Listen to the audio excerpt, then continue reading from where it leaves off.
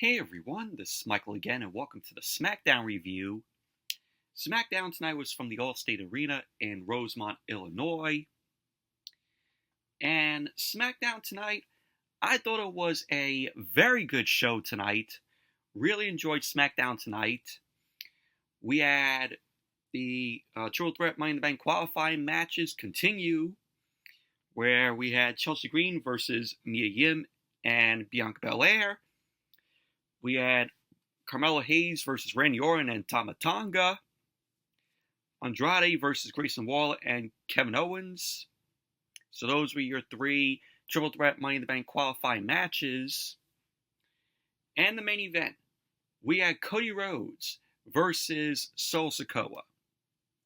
And we also had CM Punk in action tonight. Of course, it's taking place in his hometown of Chicago.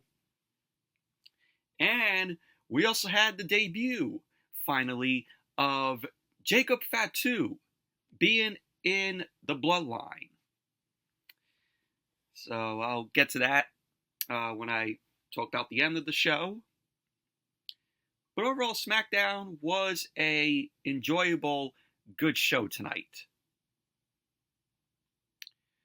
But anyways, let's jump right into the review. SmackDown opened up tonight with the hometown guy, CM Punk. CM Punk ended up coming out, got a big ovation from the crowd there in his hometown. So Punk ended up running around the ring. He was greeting fans. He then got into the ring. And he got on the mic.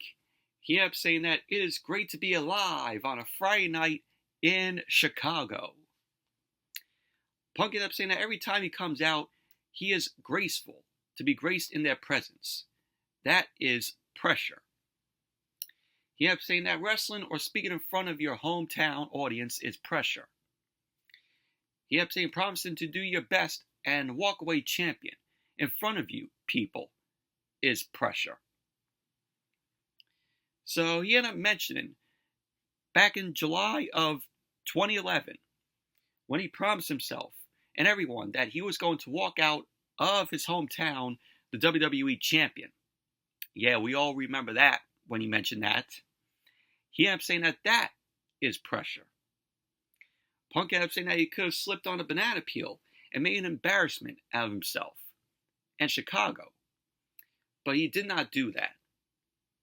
He ended up saying that he was told he was going to get jumped in Glasgow, that they needed more security. He then ended up saying he asked if he ruined everybody's day, to which the crowd was like, no. So Punk ended up saying that for weeks and months, Drew McIntyre kicked him while he was down. He ended up saying because of promises he always made and kept, McIntyre was also kicking Chicago. He ended up saying you can do three things. Either stay down, which is not an option. You can get up and turn the other cheek. He is from Chicago. That is not an option. He ended up saying that he chose the Chicago way. They want to send him to the hospital. He will send them to the morgue. Punk ended up saying that he planned on burying McIntyre's career 6 feet under. And he just did not think it would be that easy. Punk went on to say that McIntyre quit and that he could not take the pressure. He ended up saying that McIntyre took his ball and went home. And then all of a sudden we hear, ladies and gentlemen, out came Paul Heyman.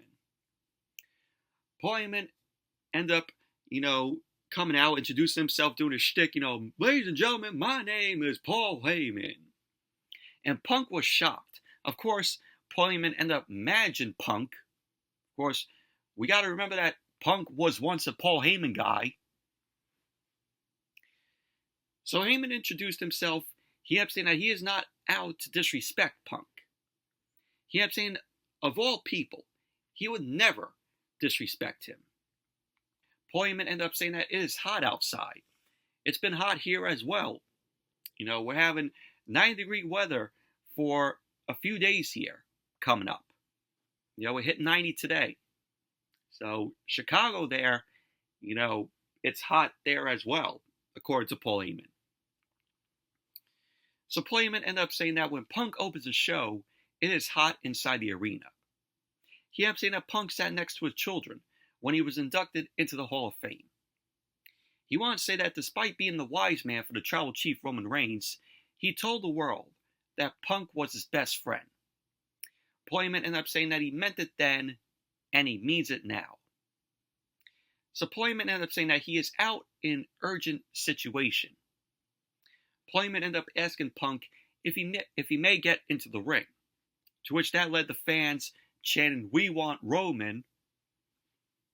So Punk ended up saying that there is not one person in the world who can hijack his promo and get the fans to chant Roman Reigns, except for Paul Heyman. So Paul Heyman then got into the ring.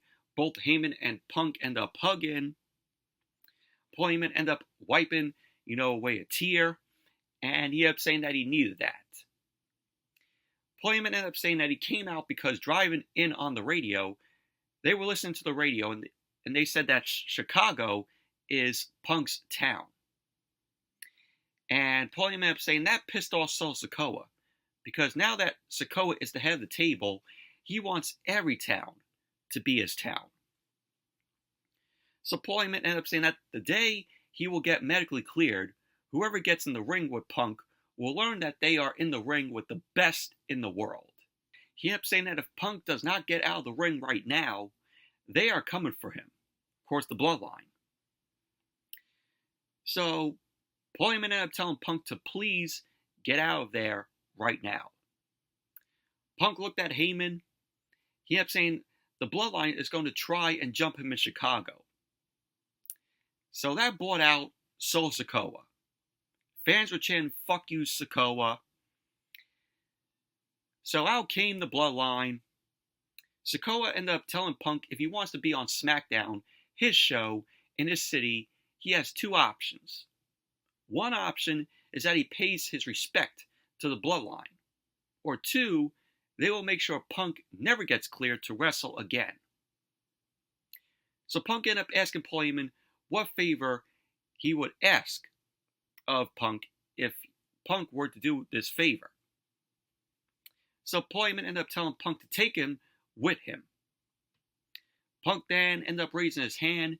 He ended up saying that he acknowledges the fact that he does not see the Bloodline standing in front of him. So he ended up saying that he sees a bunch of fake-ass Usos, which that made me laugh, and a phony cosplay tribal chief. So yeah, Punk taking shots at the Bloodline there. So Paul Heyman left the ring. The Bloodline stood on the ring apron. They got into the ring. Out came Cody Rhodes. Cody Rhodes had two bats in hand. He gave one bat to Punk, and the Bloodline ended up leaving the ring. So Cody ended up telling Solo Sikoa that he thinks he is the head of the table. So Punk ended up saying that he has already been one head of the table. And then Cody ended up challenging Sikoa to a match later on in the night. So pretty much that was basically how the segment ended. But very good opening to SmackDown tonight. With Punk, the hometown hero, coming out there. Saying a few words. Saying that Drew McIntyre took his ball and went home. And that he could not take the pressure. But would Drew McIntyre make an appearance on SmackDown? Just find out. But very good opening to SmackDown here. And I really like seeing Paul Heyman and Punk together, in the ring again. And then we have Bianca Belair. Bianca Belair was shown backstage stretching, and then came Jade Cargill. Jade Cargill ended up telling Bianca that she will speak to Nick Aldis about them getting a rematch for their Women's Tag Team Championships. So Bianca ended up agreeing. And pretty much, that was that. And as SmackDown came back from the commercial, Cody Rhodes was walking backstage. He was then stopped by Randy Orton, and Kevin Owens. Orton ended up asking Cody if he is sure that he wants to face Sikoa alone later on. Cody ended up saying to Orton that he has this. So Cody and Orton ended up shaking hands.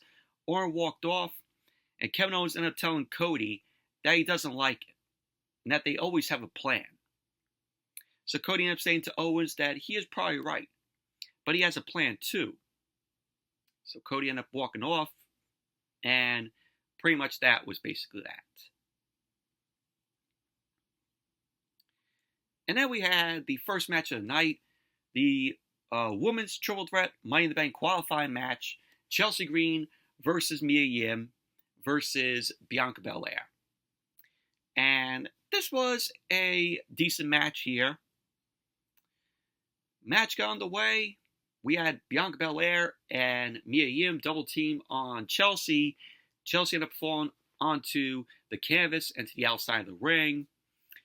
Mia Yim ended up going for a drop kick, but Bianca ended up moving out of the way. Bianca ended up running to the ropes. Chelsea ended up dragging Bianca to the outside. Mia Yim ended up going for a baseball slide, but Chelsea ended up moving out of the way. Bianca then delivered a right hand onto Chelsea, and she had taken Chelsea down. Mia Yim delivered a right hand on Bianca, and Bianca ended up delivering some right hands onto Mia Yim. Chelsea ended up getting back into the ring, and she landed a suicide dive onto the both of them. And so then SmackDown went to commercial. SmackDown comes back from commercial. Mia Yim delivered a sunset flip on Bianca, and she ended up going for the cover, to which Bianca ended up kicking out. Mia Yim ended up throwing Bianca to the outside. Chelsea ended up getting to her feet. She ended up going for the Pretty Her on Mia Yim, but Mia Yim ended up getting out of that.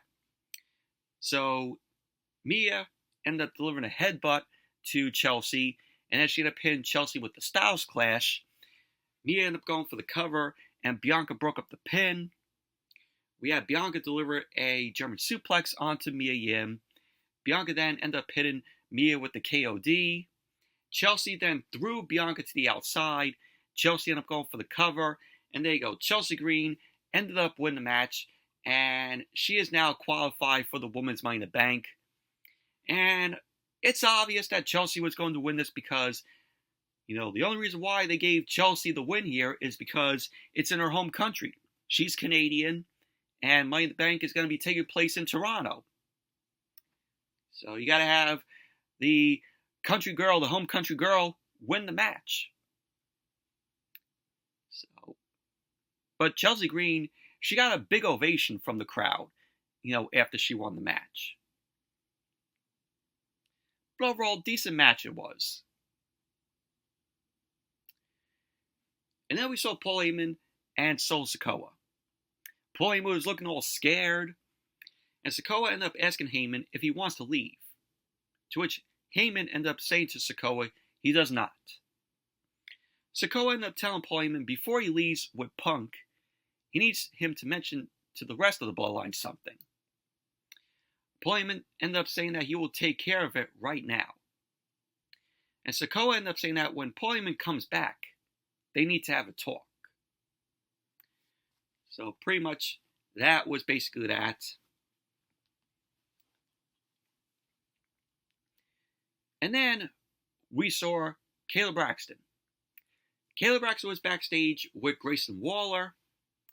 Grayson Waller ended up telling Braxton that when he wins the qualifying Money in the Bank match tonight, he will go to Money in the Bank and win the ladder match for him and Austin Theory. So in came DIY, Johnny Gargano, and Tommaso Ciampa. They ended up telling Waller that last week he sacrificed his best friend.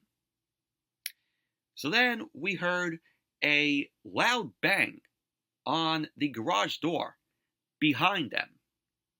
So the garage door opened up, and all we saw was CM Punk all bloodied up, and Drew McIntyre was standing in front of Punk.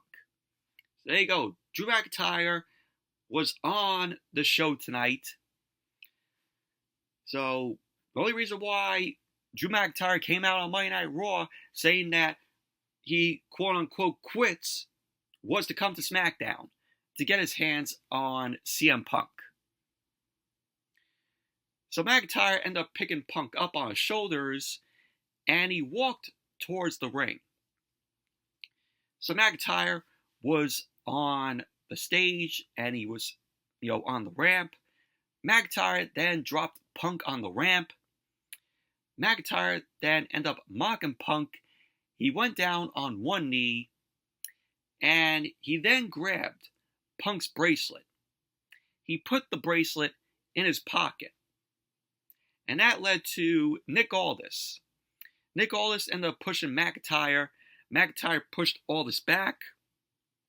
And for some reason, the sound got turned off for a few seconds. We couldn't understand what Nick Aldis was saying to McIntyre. So they started yelling at each other. Out came officials and the EMTs with a stretcher. And pretty much that was basically that. But really, I like this. I'm enjoying this McIntyre and Punk angle. It's very interesting. I think it's the best thing going on in WWE, right now. It's a lot of good stuff, happening. Good build to when we get that match between McIntyre and Punk. When Punk is medically cleared to compete. And as SmackDown came back from the commercial, all we just saw was Punk being taken out on a stretcher into the ambulance. And pretty much that was basically that. So Punk is back to being off of TV. And then we had the first match in the Triple Threat Men's Money in the Bank qualifying match. Randy Orton versus Tama Tonga versus Carmelo Hayes. And this was a good match here. So the match started off, Tama Tonga and Carmelo Hayes double teamed on Orton in the corner. Tonga ended up pushing Carmelo away. Carmelo ended up delivering a schoolboy cover on Tonga, but Tama Tonga ended up kicking out. Orton delivered an uppercut on Carmelo Hayes. He threw Tama Tonga to the outside. Tama Tonga and Carmelo double teamed on Orton again on the outside, and Orton delivered some right hands. So Orton then ended up slamming both Carmelo Hayes and Tama Tonga onto the commentary table. And then SmackDown went to commercial. Then when SmackDown came back from the commercial, Tama Tonga delivered some right hands onto Carmelo Hayes. And Tama Tonga locked in a chin lock on Carmelo Hayes. Of course, to slow down the match, because we all know WWE loves their chin locks to slow down the match. So Carmelo Hayes ended up getting out of the chin lock. Carmelo delivered a modified facebuster to Tama Tonga. Carmelo ended up going for the cover, and Tama Tonga ended up kicking out. Carmelo Hayes delivered a springboard off the second rope, but Tama Tonga caught Carmelo with a backbreaker. Tonga ended up going for the cover, and Orton broke up the pin. Orton delivered an uppercut and a clothesline to Tama Tonga. Orton then delivered a step power slam onto Tama Tonga. Carmelo Hayes was on the top rope, and Orton ended up delivering a right hand to Carmelo Hayes. Orton climbed the second rope, and he landed a suplex to Carmelo Hayes. Orton ended up going for the cover, and Tama Tonga broke up the pin. At the end of the match, Tonga Leoa got on the ring apron. Orton ended up knocking Leoa off the ring apron. Owens was on the outside. He ended up hitting Tonga Leoa with some right hands. Tama Tonga ended up running towards Orton. Orton threw Tonga to the outside, and that led to Carmelo Hayes getting a roll-up on Orton. And there you go. Carmelo Hayes ended up winning the match, and Carmelo Hayes is now qualified for the men's Money in the Bank, which was the right decision. So Carmelo Hayes going into his first Money in the Bank match. But overall, good match. And as SmackDown came back from the commercial, we had LA Knight. Yeah! He ended up coming out to the ring. He got on the mic. Knight ended up saying that he doesn't want to waste any time. And so he called out Logan Paul to the ring. So Logan Paul did not even come out. Knight ended up saying that he said he wanted the United States Championship. And Logan Paul said no. Knight ended up saying that he got a phone call telling him that Logan Paul will be on SmackDown. And now Logan Paul no-shows. Knight ended up saying that next week Logan Paul cannot run when it's him, Logan Paul, and Santos Escobar. Knight ended up saying that he will win it and get the United States Championship from Logan Paul. So out came Santos Escobar. Knight ended up telling Santos Escobar that he was asking for Logan Paul. Santos ended up saying that he doesn't need an invitation and that Knight must be delusional. He ended up saying that he is out chasing Logan Paul like a desperate Chicago fanboy. So Escobar ended up saying next week, Knight won't just deal with Logan Paul, but he will deal with him too. And Knight would be wise to remember that. So Knight ended up telling Santos Escobar that every time he had to beat him, he did.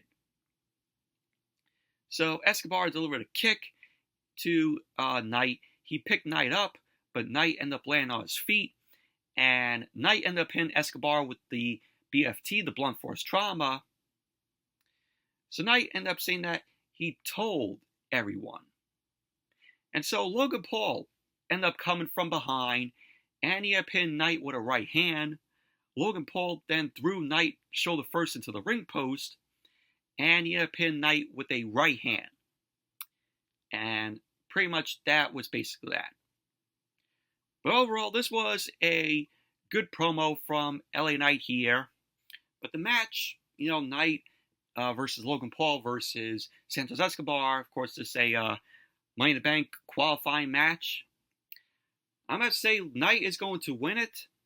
Knight is going to qualify for Money in the Bank.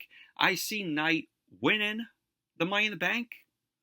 And then he cashed the briefcase in at SummerSlam. And then he faces Logan Paul for the United States Championship at SummerSlam. That's how the way I see it. I think LA Knight will be the new United States Champion come SummerSlam. That's my prediction. Maybe wrong on it, but that's how the way I see it going. My pick for LA Knight to win the men's Money in the Bank. And then we had Kevin Owens versus Andrade versus Grayson Waller. Men's Money in the Bank qualifying match. This was good here. So as Kevin Owens was walking down to the ring, the Bloodline attacked Kevin Owens from behind. Randy Orton ended up running out with a steel chair. And he ended up helping Kevin Owens back to his feet. Owens then got into the ring. And the match ended up getting underway. Grayson Waller ended up throwing Owens to the outside. Andrade delivered a spinning back elbow to Waller.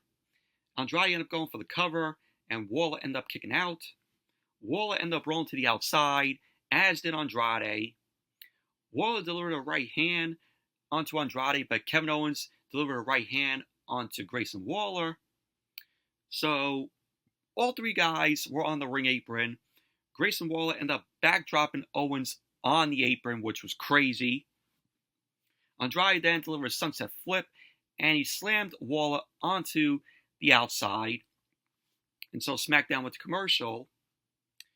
Then when SmackDown came back from the commercial, Andrade ended up delivering the double knees onto Waller and Owens.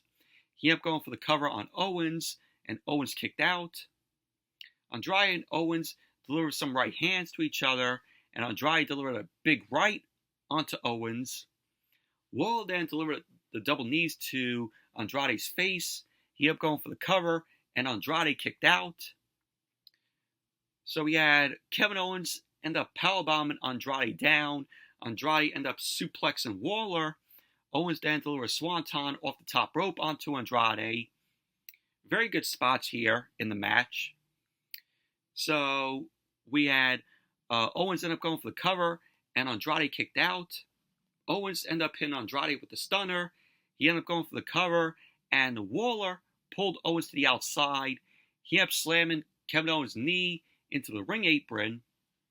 Waller then ended up running into the ring, and Andrade ended up hitting him with the message.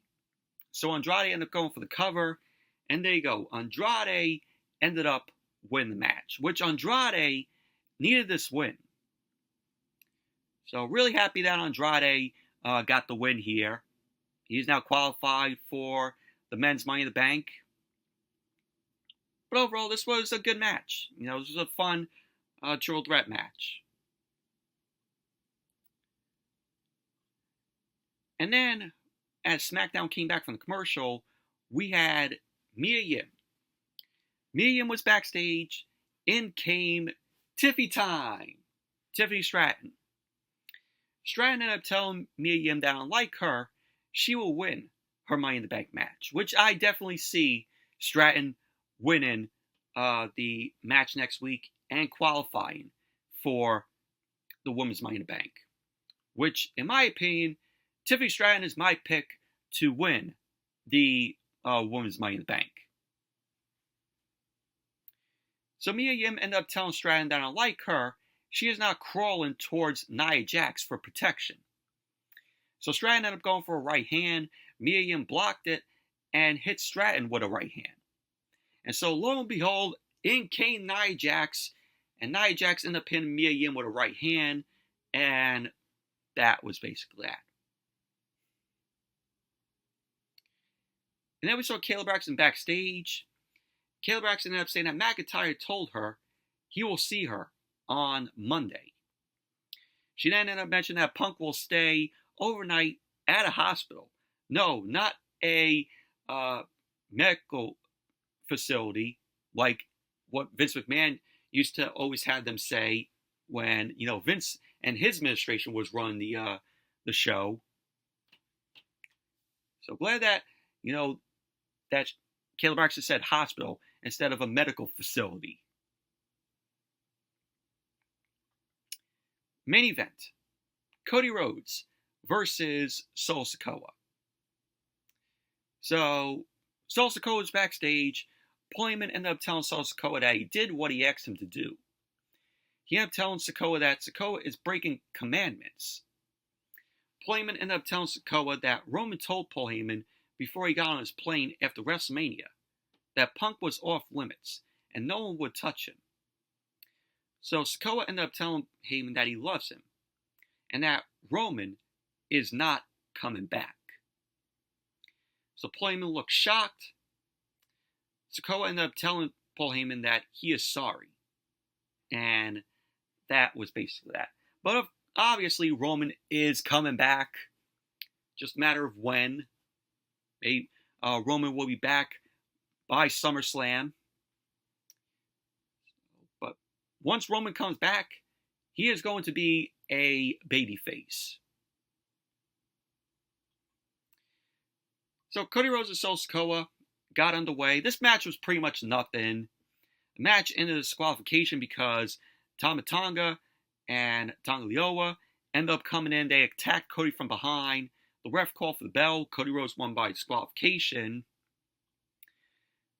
So Randy Orton's music ended up hitting.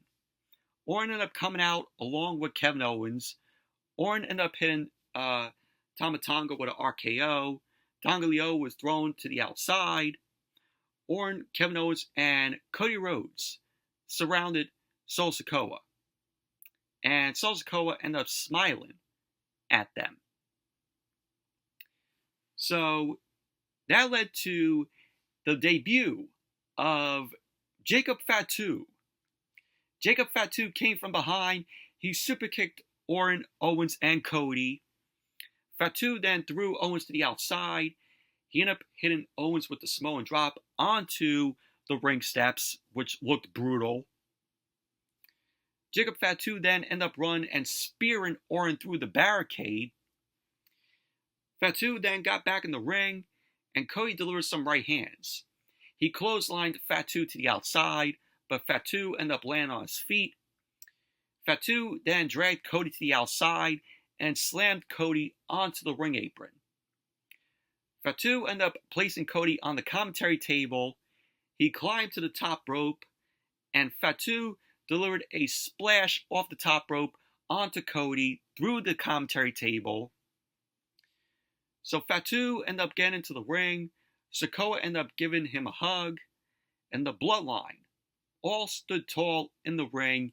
They ended up raising their hands and fingers, pointed to the sky like that. And SmackDown went off the air, and you just saw Paul Heyman on the outside like, what the fuck is going on? So pretty much that was how SmackDown went off the air. But Jacob Fatu, he made a moment just right here in his debut by, taking out both Orton, Owens, and Cody. And, just by that, the guy is a beast by what we saw here. Dropping Kevin Owens with a Samoan drop on the ring steps. Driving Orton through the barricade with a huge spear. And then just slamming Cody onto the apron. And then slamming him also through the commentary table. I can't wait to see what else Jacob Fatu will do here. But overall, SmackDown was a good show tonight. But anyways, that's it for the SmackDown review. Thank you all for watching. Hope you all enjoyed this review. Definitely give the video a thumbs up, comment, subscribe, and until next video, I'll see you all later.